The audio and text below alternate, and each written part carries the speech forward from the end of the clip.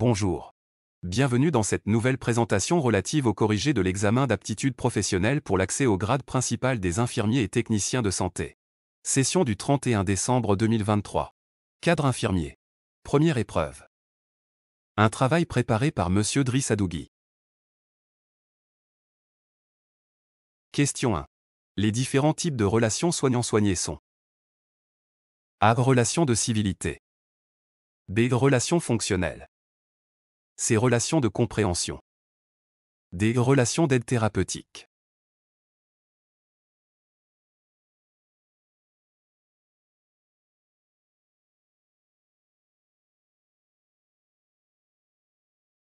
Réponse.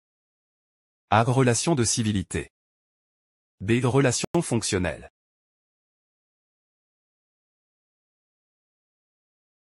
Question 2. En principe, la responsabilité pénale a pour objet A. La réparation du dommage causé à la victime. B. La réparation d'un dommage causé par une personne que l'on a sous sa garde. C. La sanction d'une infraction commise personnellement. D. La sanction d'une infraction commise par une personne que l'on a sous sa responsabilité.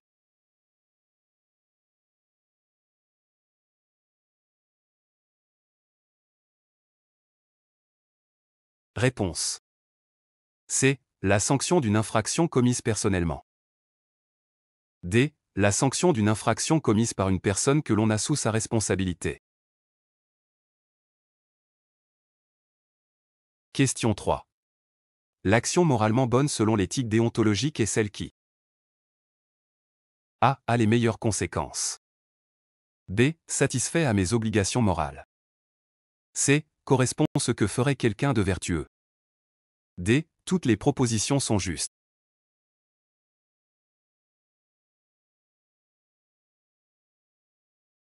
Réponse. B. Satisfait à mes obligations morales. C. Correspond à ce que ferait quelqu'un de vertueux.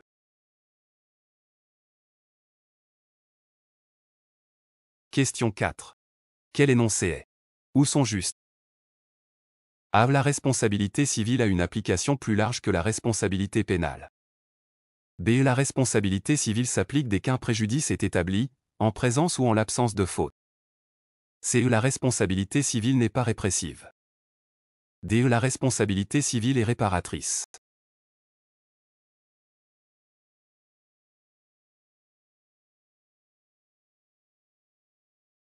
Réponse. A. La responsabilité civile a une application plus large que la responsabilité pénale.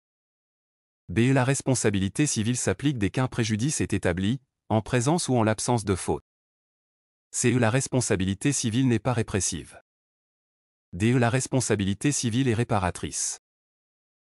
Question 5. Le droit à la santé garantit des droits, notamment A. L'accès aux médicaments.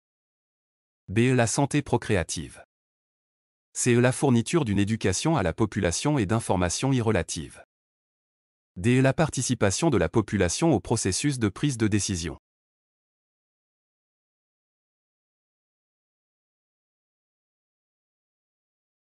Réponse. A. L'accès aux médicaments. B. La santé procréative. C. La fourniture d'une éducation à la population et d'informations y relatives. D. La participation de la population au processus de prise de décision. Question 6. Les indicateurs sont des outils A. Qui permettent d'évaluer l'état de santé et de bien-être d'une population. B. Qui peuvent être exprimés en valeurs relatives seulement. C. Qui peuvent être exprimés en valeurs relatives ou absolues. D. Qui ne peuvent pas déduire les besoins d'une population afin de proposer des réponses adaptées.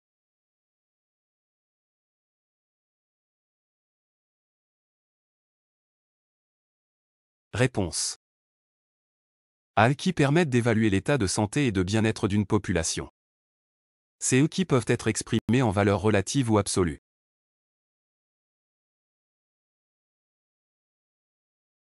Question 7.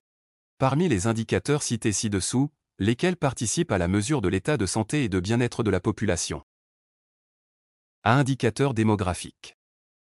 B. Indicateurs économiques. C. Indicateurs sociaux. Des indicateurs sanitaires.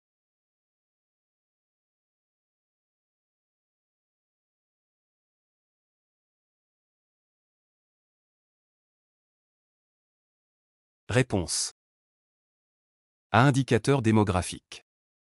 B. Indicateurs économiques. C. Indicateurs sociaux. D. Indicateurs sanitaires.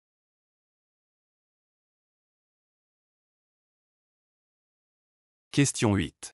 L'environnement de la personne.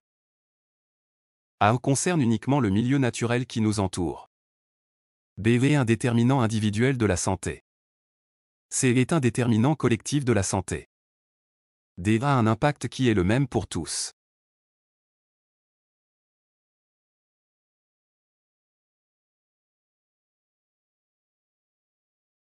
Réponse. C. Est un déterminant collectif de la santé.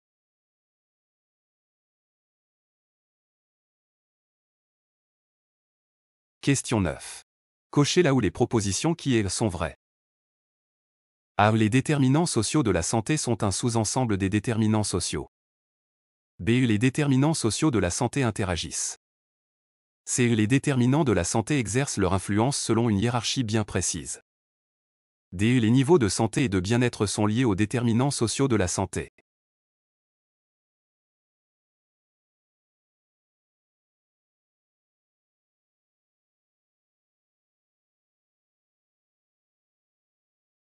Réponse. A. Les déterminants sociaux de la santé sont un sous-ensemble des déterminants sociaux. B. Les déterminants sociaux de la santé interagissent.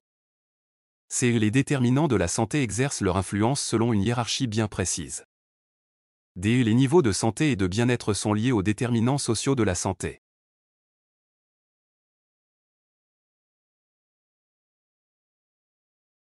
Question 10. Les axes de l'épidémiologie sont A. La surveillance épidémiologique.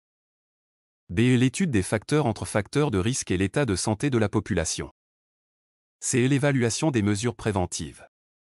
D. Le traitement des maladies épidémiques.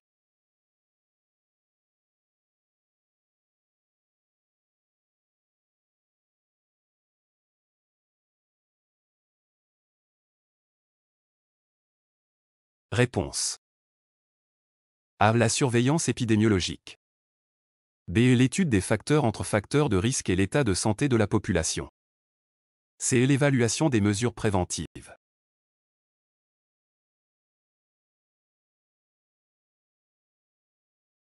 Question 11.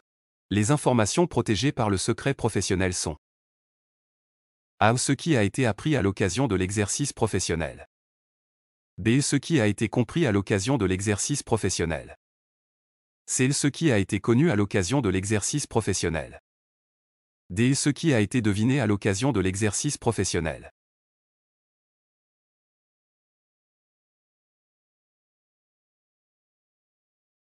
Réponse. A. Ce qui a été appris à l'occasion de l'exercice professionnel. B. Ce qui a été compris à l'occasion de l'exercice professionnel. C. Ce qui a été connu à l'occasion de l'exercice professionnel. D. Ce qui a été deviné à l'occasion de l'exercice professionnel. Question 12. Les dérogations du secret professionnel sont A. Maladie à déclaration obligatoire. B. Maladie professionnelle. C. Handicapé maltraité. D. Enquête judiciaire.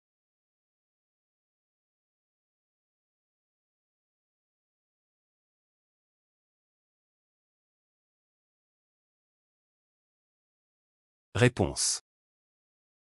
A. Maladie à déclaration obligatoire. B. Maladie professionnelle. D. Enquête judiciaire.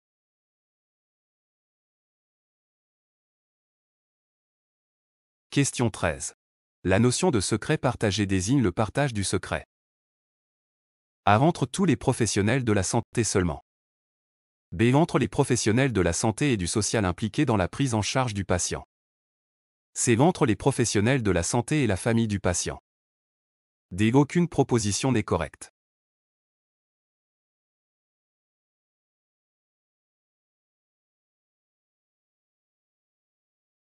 Réponse. B. Entre les professionnels de la santé et du social impliqués dans la prise en charge du patient.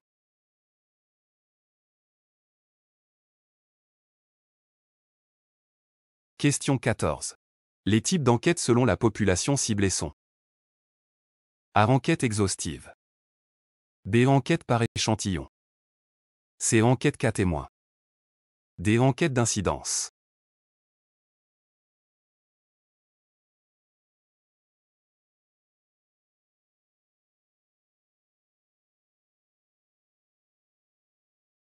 Réponse. B. Enquête par échantillon. C. Enquête cas témoin. D. Enquête d'incidence.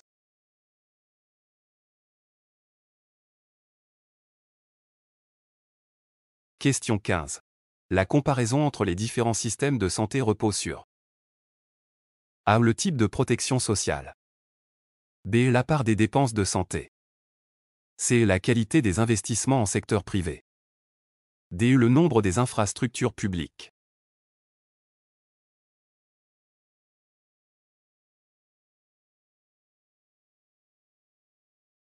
Réponse. A. Le type de protection sociale. B. La part des dépenses de santé.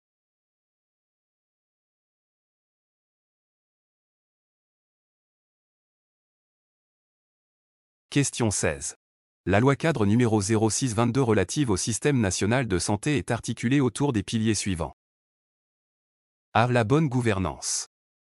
B. La valorisation des ressources humaines. C. La mise à niveau de l'offre sanitaire. D. La digitalisation.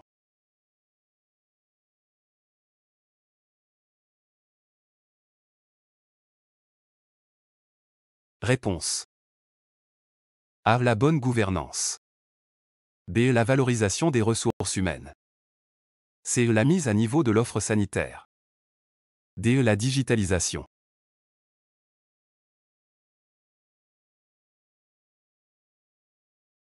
Question 17. La loi portant création de la Haute Autorité de Santé est A. La loi numéro 08-22 publiée au Bulletin officiel le 4 décembre 2023. B. La loi numéro 07-22 publiée au Bulletin officiel le 4 décembre 2023. C. La loi numéro 07-22 publiée au Bulletin officiel le 30 novembre 2023. D. Aucune proposition n'est correcte. Réponse. B. La loi numéro 07-22 publiée au Bulletin officiel le 4 décembre 2023.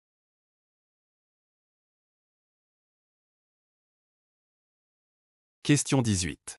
Parmi les attributions de la Haute Autorité de Santé, on cite A. L'évaluation d'essai la qualité des services fournis par le secteur public uniquement. B. Le suivi, l'analyse et l'évaluation des données épidémiologiques. C. L'élaboration des guides et des référentiels relatifs à la formation continue des professionnels de la santé. D. Toutes les propositions sont correctes.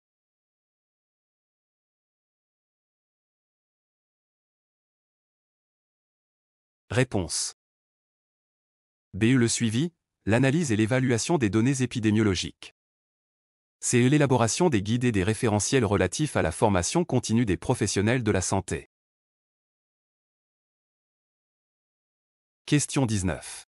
Parmi les attributions des groupements sanitaires territoriaux, on cite A. La création de nouveaux établissements sanitaires. B. La surveillance des nouvelles épidémies. C. Garantir la formation continue au profit des professionnels de la santé.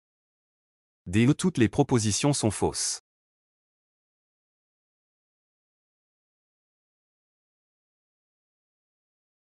Réponse. A. La création de nouveaux établissements sanitaires. B. La surveillance des nouvelles épidémies. C. Garantir la formation continue au profit des professionnels de la santé.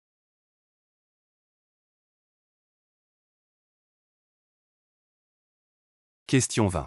L'administration centrale du ministère de la Santé et de la Protection sociale comprend A. Le secrétariat général.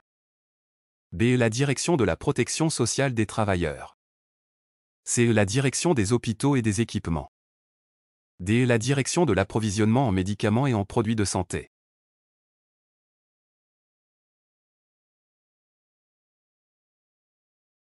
Réponse. A. Le secrétariat général. B. La direction de la protection sociale des travailleurs. D. La direction de l'approvisionnement en médicaments et en produits de santé.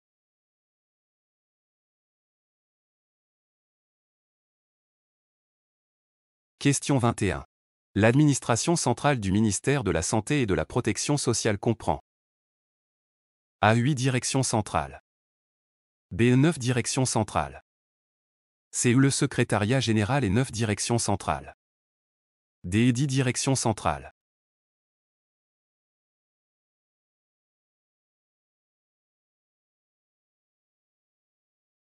Réponse. D. 10 directions centrales.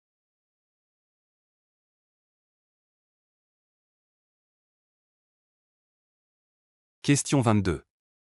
L'objectif du développement durable, ODD 3, est A. Promouvoir les soins de santé primaire. B. Permettre à tous de vivre en bonne santé et promouvoir le bien-être de tous à tout âge. C. Assurer la couverture médicale pour les 2/3 de la population. D. Aucune proposition n'est correcte.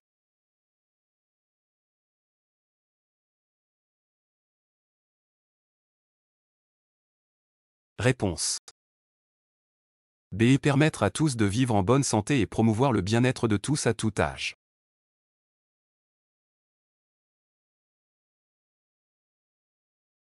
Question 23. Parmi les propositions suivantes, laquelle ou lesquelles ne figurent pas dans les cibles de ODD 3 ? A. Le recrutement du personnel. B. La gouvernance. C. La formation du personnel de santé. D. Aucune proposition n'est correcte.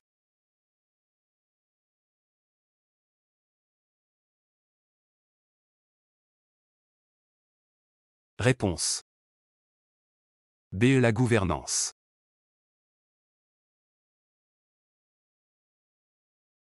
Question 24.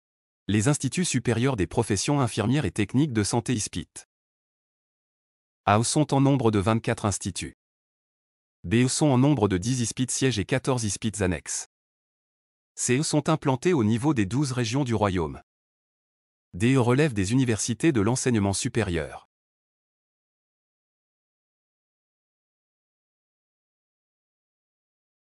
Réponse.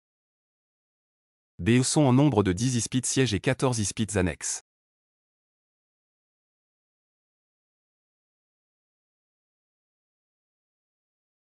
Question 25. Les instituts supérieurs des professions infirmières et techniques de santé. A. Ont été créés en 2014. B. Sont régis par la loi 0100 portant organisation de l'enseignement supérieur. C. Ont été créés par le décret 1102-13658. D. Ont pour mission de base et la formation continue des professionnels de la santé.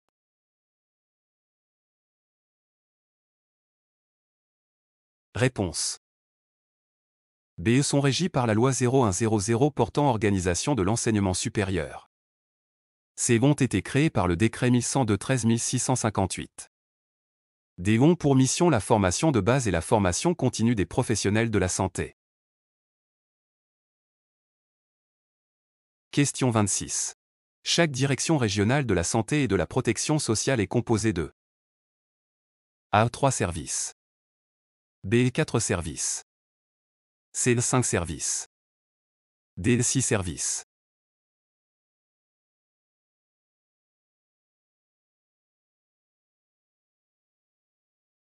Réponse. D. 6 services.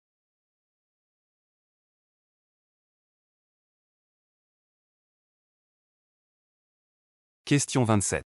Les groupements sanitaires territoriaux GST comprennent A. Les établissements sanitaires. B. Les centres hospitaliers universitaires.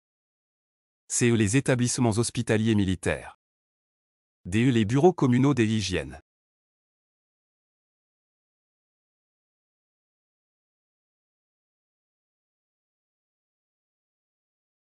Réponse. B. Les centres hospitaliers universitaires.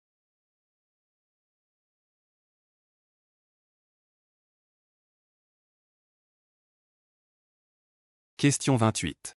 Parmi les organes de gestion et de gouvernance cités ci-après, choisir ceux qui sont prévus pour être créés, selon la loi cadre 06-22 relative au système national de santé. A. La Haute Autorité de Santé. B. Les groupements sanitaires territoriaux. C. La Commission nationale d'inspection des services de santé.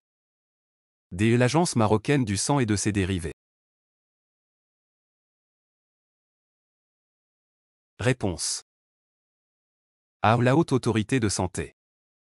B. Les groupements sanitaires territoriaux. D. L'Agence marocaine du sang et de ses dérivés.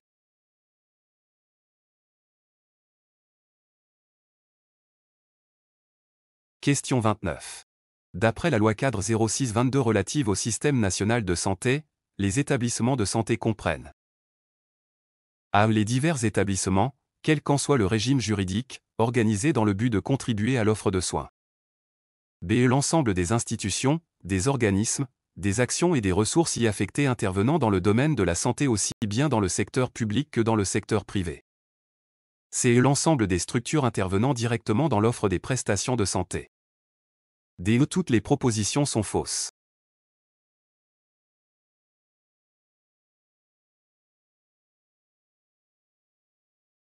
Réponse.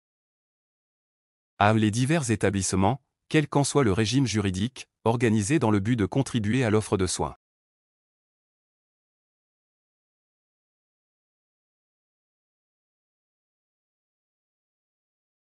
Question 30. En vue d'assurer l'amélioration continue de la qualité et de la sécurité des soins, la loi cadre 06-22 relative au système national de santé prévoit d'instituer A. Un système d'accréditation des établissements de santé. B. Un système d'accréditation qui vise à porter une évaluation dépendante de la qualité des prestations des établissements de santé. C. Un système d'accréditation des établissements de santé sur la base d'indicateurs, de critères et de référentiels nationaux établis par la Haute Autorité de Santé. D. Toutes les propositions sont fausses.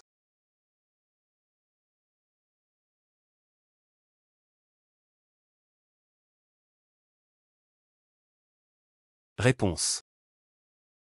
C'est un système d'accréditation des établissements de santé sur la base d'indicateurs, de critères et de référentiels nationaux établis par la Haute Autorité de Santé.